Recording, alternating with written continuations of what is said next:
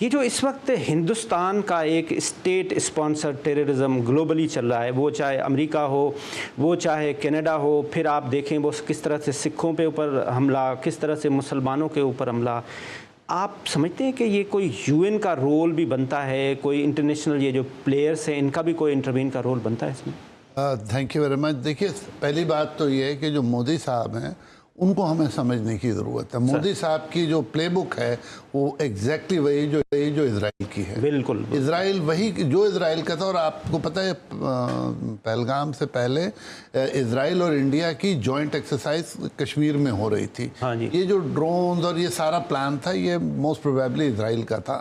ہاں، انڈینز جو تھے انہوں نے وہ پلان فالو کیا جو تھا. ان سے یہ غلطی ہوئی کہ اسرائیل کو ریزسٹنس نہیں ملتی، یہاں ایک کریڈیبل ریزسٹنس تھی.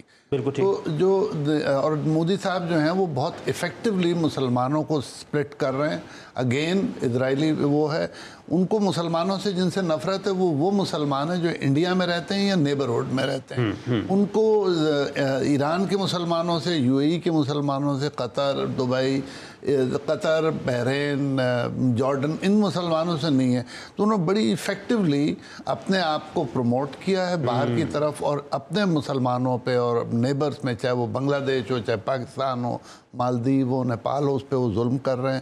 اور یہ ساری جو ان کے جو ٹیررزم ہے، اسٹیٹ اسپانسر ٹیررزم جو ہے، اس میں آپ دیکھیں کہ وہ پکڑے بھی گئے ہیں. امریکہ میں بھی ان کے خلاف کریڈیبل ایویڈنس ہے. کینیڈا نے تو ان کے ساتھ بہت زیادہ کیا.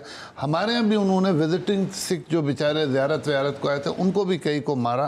لیکن انفارچونیٹلی ہمارا والا نیریٹو انٹرنیشنل نہیں.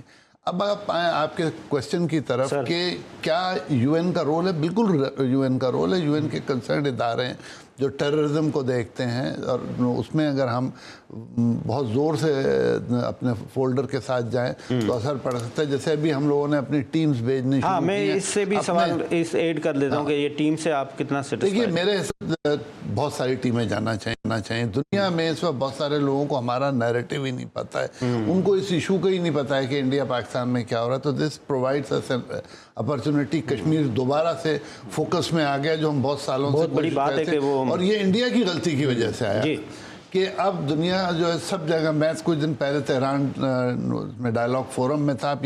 ہر ڈیلیگیٹ کشمیر کا نام لے رہا تھا.